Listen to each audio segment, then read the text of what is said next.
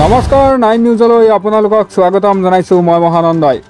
আজি সন্ধিয়াৰ কেইটামান গুৰুত্বপূৰ্ণ খবৰ দিব ওলাইছো আৰু এনে ধৰণৰ খবৰবোৰ নিতৌ পাই থাকিবলৈ আমাৰ চেনেলটো সাবস্ক্ৰাইব কৰিব। লগতে ভিডিঅ'টো লাইক কৰি দিবলৈ নাপাহৰিব। এমুহূৰ্তত দিব লৈছো প্ৰথমটো খবৰ, স্মাৰ্ট মিটাৰৰ লুণ্ঠন বন্ধ কৰক। কংগ্ৰেছে ঘেৰাও কৰিলে বিজেপিৰ ভৱন। স্মাৰ্ট মিটাৰ বিৰুদ্ধে গুৱাহাটী কপালে কংগ্ৰেছে। কংগ্ৰেছৰ নেতৃত্বত শক্তি বিভাগৰ বিৰুদ্ধে বিশাল প্ৰতিবাদ। আৰক্ষী নিৰাপত্তাৰক্ষীৰে হতাহতি প্ৰতিবাদকাৰীৰ। এটা কংগ্ৰেছৰ নেতৃত্বত বিৰোধী ঐক্যমঞ্চৰ বিজুলী ভৱন ঘেৰাও। স্মাৰ্ট মিটাৰ লুণ্ঠনৰ বিৰুদ্ধে ঐক্যবদ্ধ প্ৰতিবাদ বিৰোধীৰ। এটা কংগ্ৰেছৰ সৈতে প্ৰতিবাদত আছে এজেপি ৰাইজৰ দলো। ভূপেন বৰা, লুইনজ্যোতি গগৈ লগতে অখিল গগৈ, অজিত ভূঞাৰ অংশগ্ৰহণ কৰে এই প্ৰতিবাদত। স্মাৰ্ট মিটাৰ বিৰুদ্ধে এতিয়া গুৱাহাটী কপালে কংগ্ৰেছে। এই মুহূৰ্তত দিব লৈছো পৰৱৰ্তী খবৰ, কচুতলিৰ উচ্ছেদত নিষেধাজ্ঞা জাৰি এতিয়া উচ্চ ন্যায়ালয়ৰ। কচুতলিত উচ্ছেদিত নিষেধাজ্ঞা জাৰি উচ্চ ন্যায়ালয়। কচুতলি ম্যাদী মাটিত উচ্ছেদ বন্ধ কৰিবলৈ নিৰ্দেশ গুৱাহাটীৰ উচ্চ ন্যায়ালয়ৰ। আবেদনকাৰীৰ আবেদনৰ ভিত্তিত জাৰি কৰা হৈছে এই নিৰ্দেশ। ম্যাদী পট্টাত থকা লোকক জিলা আয়ুক্তৰ ওচৰত আবেদন কৰাৰ নিৰ্দেশ। এটা আবেদনৰ নিষ্পত্তি নোহোৱাৰ পৰ্যন্ত প্ৰশাসনে চলাব নোৱাৰিব উচ্ছেদ।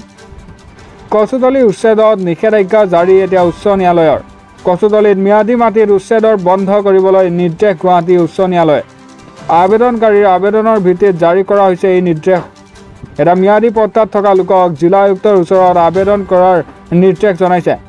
এই মুহূৰ্তত দিব লৈছো পৰৱৰ্তী খবৰ, মিয়াসকলে IAS ডক্টৰ ইঞ্জিনিয়াৰ হ'বলৈ প্ৰতিযোগিতা কৰক, শাক পাচলি বিক্ৰীৰ বাবে নহয়। মিয়াসকলে মাছ আৰু শাক পাচলি বিক্ৰীৰ বাবে প্ৰতিযোগিতা কৰিব নালাগে। IAS ডক্টৰ ইঞ্জিনিয়াৰ হ'বলৈ মিয়াসকলে প্ৰতিযোগিতা কৰক, কাৰণ উজনিৰ ৰাইজে মিয়াসকলক বিচৰা নাই। উজনি লোকৰ সৈতে সংঘাত নকৰিবলৈ মিয়াসকলক আহ্বান বিধায়ক শ্বেৰমান আলীৰ। এটা উজনিৰ একাংশ দল সংগঠনে উৎপাত কৰি আছে। শ্ৰমৰ মূল্য সকলোতে আছে, আপোনালোক বাহিৰলৈ যাওক। নগৰবোৰত মিয়াৰ প্ৰতি এই আহ্বান বিধায়ক শ্বেৰমান আলীৰ আহমেদৰ। এটা উজনিৰ একাংশ লোক শ্ৰমিক হ'ব বিচাৰিছে, বাধা নিদিব, শ্বেৰমান আলীৰ এই মন্তব্য। মিয়াসকলে মাছ আৰু শাক পাচলি বিক্ৰীৰ বাবে প্ৰতিযোগিতা কৰিব নালাগে বুলি কৈছে শ্বেৰমান আলীয়ে। IAS ডাক্তৰ ইঞ্জিনিয়াৰ হ'বলৈ মিয়াসকলে প্ৰতিযোগিতা কৰক বুলি কৈছে। এই মুহূৰ্তত দিব লৈছো পৰৱৰ্তী খবৰ, জংঘললৈ নি মহিলাৰে জঘন্য কাণ্ড ৰিয়াজুল আলীৰ। ৰাজ্যত সংঘটিত হ'ল আন এক জঘন্য ঘটনা। ৰিয়াজুল আলীৰ কামনাৰ বলি এগৰাকী মহিলা। ঘন জংঘললৈ নি ধৰ্ষণ অকলশৰীয়া মহিলাগৰাকীক। এটা মহিলাগৰাকীৰ চিঞৰ বাখৰত ৰিয়াজুলৰ পলায়ন কৰে। ঘটনাৰ সন্দৰ্ভত থানাত এজাহাৰ এতিয়া ভুক্তভোগী মহিলাগৰাকীয়ে। আৰক্ষীয়ে গ্ৰেপ্তাৰ কৰিছে ৰিয়াজুল আলী ওৰফে পৰেশক। এটা বাক্সাৰ বৰ্মা খাউকুচিত সংঘটিত হৈছে এই ভয়ংকৰ কাণ্ড। ৰাজ্যত সংঘটিত হ'ল আন এক জঘন্য ঘটনা। এই মুহূৰ্তত দিব লৈছো পৰৱৰ্তী খবৰ, নগাঁৱৰ ঢিঙত পুনৰ জঘন্য ঘটনা। নাবালিকাৰে কুকাণ্ড, 2 নৰপিশাচৰ।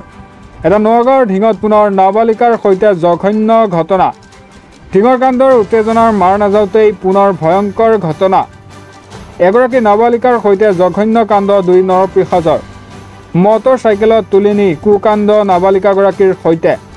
এটা ঢিঙৰ লাঠিয়ামাৰীৰ চৰত সংঘটিত হৈছে এই ঘৃণনীয় কাণ্ড। ফুজাইল আহমেদ আৰু ইছৰাফিলৰ হুছেইনৰ বিৰুদ্ধে গুৰুতৰ অভিযোগ। ঢিং থানাত এজাহাৰ দাখিল কৰিছে এতিয়া ভুক্তভোগী পৰিয়ালটোৱে। এটা সম্প্ৰতিৰ নাবালিকা ছাত্ৰীগৰাকীক ভৰ্তি নগাঁও চিকিৎসালয়ত।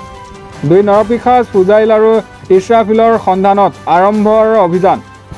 এটা দোষীক কঠোৰ শাস্তিৰ দাবী স্থানীয় ৰাইজ পৰিয়াল লোকৰ। এটা নগাঁৱত ঢিঙত পুনৰ নাবালিকাৰ সৈতে জঘন্য ঘটনা।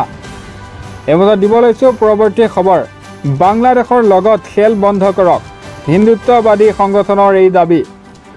হিন্দুৰ ওপৰত চলোৱা আক্ৰমণৰ বাবে বাংলাদেশৰ বিৰুদ্ধে খেলিব নালাগে ক্ৰিকেট। এটা বাংলাদেশৰ বিৰুদ্ধে খেল বাতিল কৰাৰ দাবী এতিয়া হিন্দুত্ববাদী সংগঠনৰ। ভাৰত বাংলাদেশৰ ক্ৰিকেট খেল বাতিলৰ দাবীত এতিয়া তীব্ৰ প্ৰতিবাদ। ভাৰত বাংলাদেশৰ মাজত হোৱা ষ্টেট সিৰিজৰ লগতে T20 মেচ বাতিলৰ দাবী। এটা ভাৰত চৰকাৰ আৰু BCCIক দাবী জনালে হিন্দুত্ববাদী সংগঠনে। বাংলাদেশৰ ভাৰত বিৰোধী স্থিতিক তীব্ৰ সমালোচনা হিন্দুত্ববাদী সংগঠনৰ। হিন্দু মাক্কাল কাছি নামৰ হিন্দুত্ববাদী দল সংগঠনে সাব্যস্ত কৰিছে এই প্ৰতিবাদ। হিন্দুৰ ওপৰত চলোৱা আক্ৰমণৰ বাবে বাংলাদেশৰ বিৰুদ্ধে খেলিব নালাগে ক্ৰিকেট বুলি কৈছে। বাংলাদেশৰ বিৰুদ্ধে খেল বাতিল কৰাৰ দাবী হিন্দুত্ববাদী সংগঠনৰ। এই মুহূৰ্তত দিব লৈছোঁ পৰৱৰ্তী খবৰ। চাহ বাগিচাত নিষেধাজ্ঞা ম্যাদ।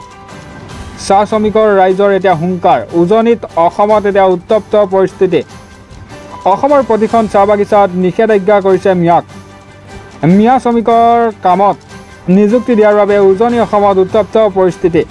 এজনো মিয়াক কামৰ বাবে প্ৰৱেশ কৰিবলৈ দিয়া নহ'ব বাগানত। ক্ষোভিত চাহ শ্ৰমিকৰ ৰাইজে পৰিচালক কৰ্তৃপক্ষক দিলে হুংকাৰ। অসমৰ কোনো বাগানতেই কাম কৰিবলৈ দিয়া নহ'ব মিয়াক আৰু সোমাবলৈও দিয়া নহ'ব বুলি মন্তব্য কৰিছে। আজি আমি বাগানত কাম কৰিবলৈ অহা মিয়াক খেদি পঠিয়ালোঁ। আজিও নিদিওঁ, ভৱিষ্যতেও আমি বাগানত মিয়াক কাম কৰিবলৈ নিদিওঁ বুলি কৈছে। এটা কৰ্তৃপক্ষই জবাবদিহি কৰিলে বাগানৰ ক্ষোভিত চাহ শ্ৰমিকৰ ৰাইজই। এটা মিয়া শ্ৰমিক নিযুক্তিক কেন্দ্ৰ কৰি মৰাণৰ হিংৰিজানৰ চাহ বাগিচাত উত্তপ্ত পৰিস্থিতি। নিয়মিতভাৱে দৰমহা নোপোৱাৰ বাবে একাংশ শ্ৰমিক যোৱা নাছিল বাগিচাৰ কামলৈ।